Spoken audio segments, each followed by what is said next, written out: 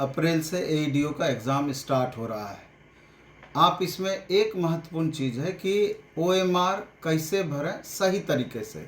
OMR के regarding हमेशा परेशानी छात्रों को होते रहती है। पहले तो मैं आपको ये बता दूं कि ओएमआर जब भी आपका जांच होता है, ओएमआर रीडर मशीन से जांच होता है, ना कि मैनुअल जांच होता है। इस बात को आप समझ लें। इसलिए जब भी सबसे पहले ओएमआर में आप रोल नंबर को अच्छे से भरें और फिर उसके नीचे अच्छे से गोले को रंगें।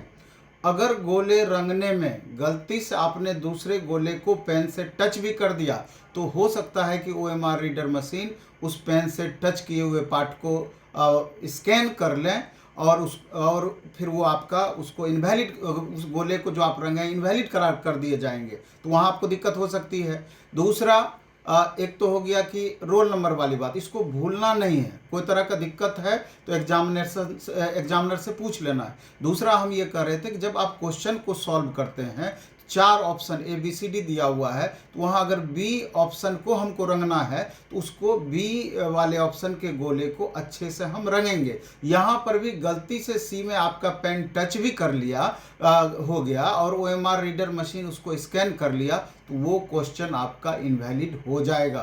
तो इसलिए यहाँ पर आपको सावधानी बरतने की ज़रूरत है और यहाँ पर अगर आप सावधानी नहीं बरत पाए तो हो सकता है कि आपको परेशानी का सामना करना पड़ जाए।